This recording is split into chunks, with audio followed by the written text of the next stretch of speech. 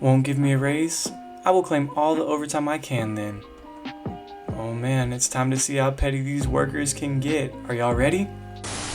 Hey, what's up guys, it's Breezy Reads back with another Reddit reading. Today we're diving into the world of malicious compliance, a subreddit dedicated to stories of people who followed the letter of the law in ways that were technically correct, but definitely not in the spirit of what was intended. From workplace shenanigans to petty revenge, these posts will have you shaking your head in disbelief. So sit back, relax, and let's take a dive into the world of malicious compliance. Micromanaging my lunch break? Enjoy the extra paperwork. Hey folks, I have a story of malicious compliance that I think you'll appreciate.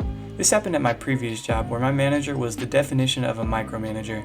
At this job we had an hour for lunch, but the break room was small, so people usually staggered their lunch breaks. It was an unspoken rule that as long as you didn't take more than an hour and your work didn't suffer, no one really cared when you took your lunch.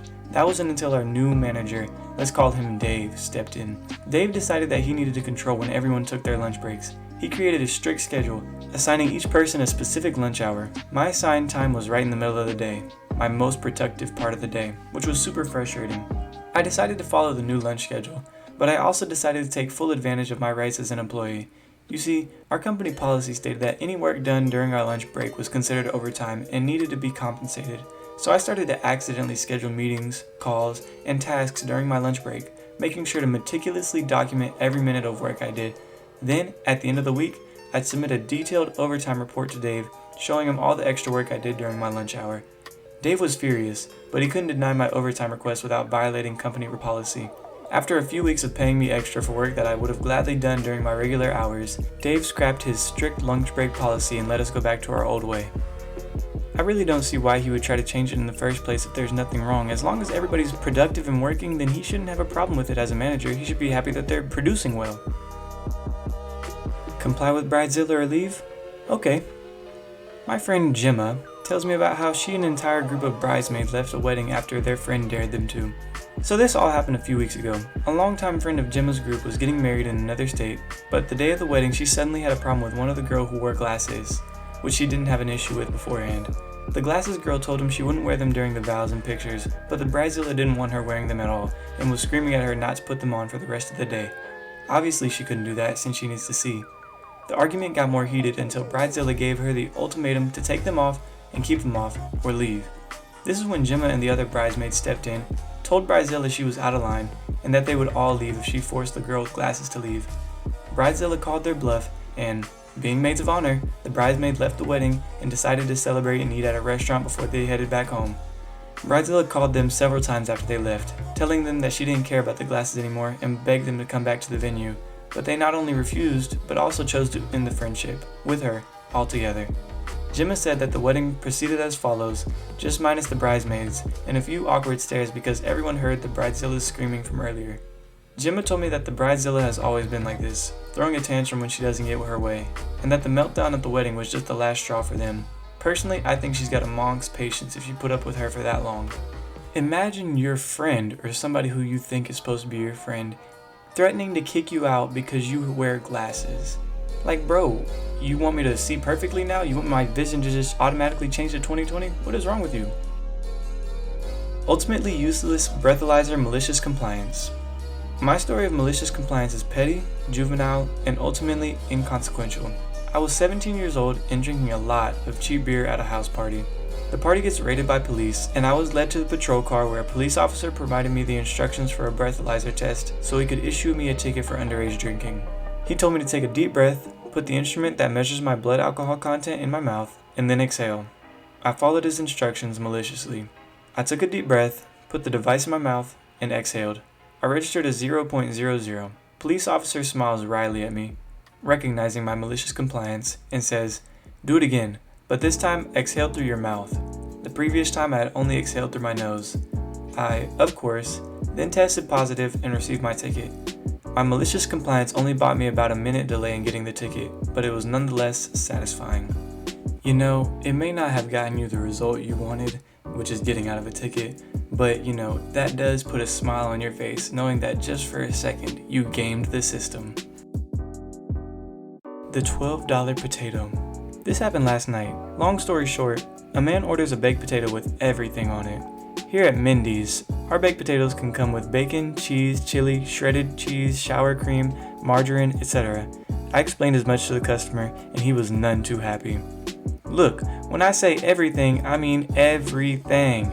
Like if you offer it as a topping, I want it on my potato. He then drove through the drive-thru window, and I heard him curse out my very existence. Enter malicious compliance. We made that baby with every topping imaginable. It was like a scene from Willy Wonka, sprinkling crispy onions, squirting honey mustard, slathering mayonnaise, bourbon sauce, and crumbling blue cheese.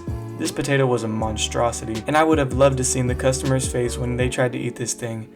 I had to settle for the look on the customer's face when we intentionally waited until he was at the window to enter the prices, naming and adding each topping we put on. The cost? $12.86.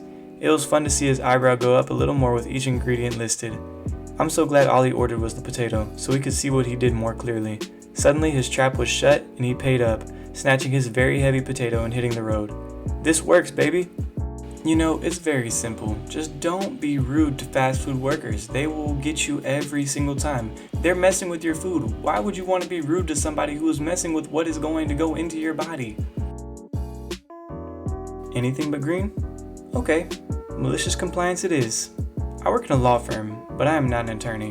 One of my coworkers came back to the office after COVID restrictions ended, and her hair was red, crayon red. They never said a word to her about it. At any rate, I got bored and asked the office manager about a ruby red color.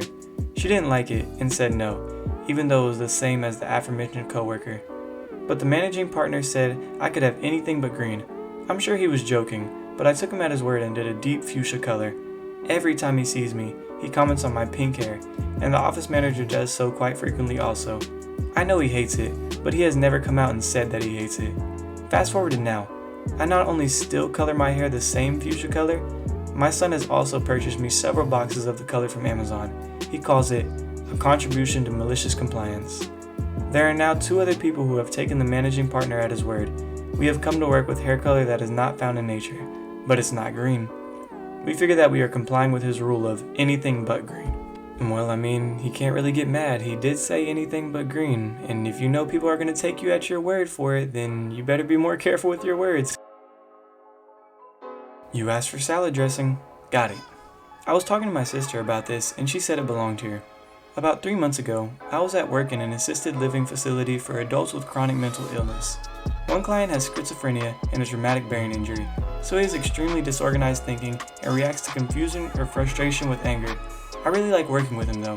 One day Simon came for lunch and I was serving. Now at this facility, elderly clients often have to help carrying with their food, otherwise the food is served at the kitchen and the clients go to the tables to eat. It was soup day and Simon didn't have his walker, so as per protocol, I was to carry the soup to his table. Since Simon is proud/stubborn, and this was a change in his plans, it caused a bit of an incident with all the paperwork that accompanies. Although it was never physical, Simon apologized later, so it was okay. Fast forward to dinner that night. Simon asked for salad with dressing on the menu sign-up sheet. When Simon came up and we had 2 choices of dressing, I asked him which he'd prefer. Simon didn't realize what I said and snapped at me. I already said I wanted dressing.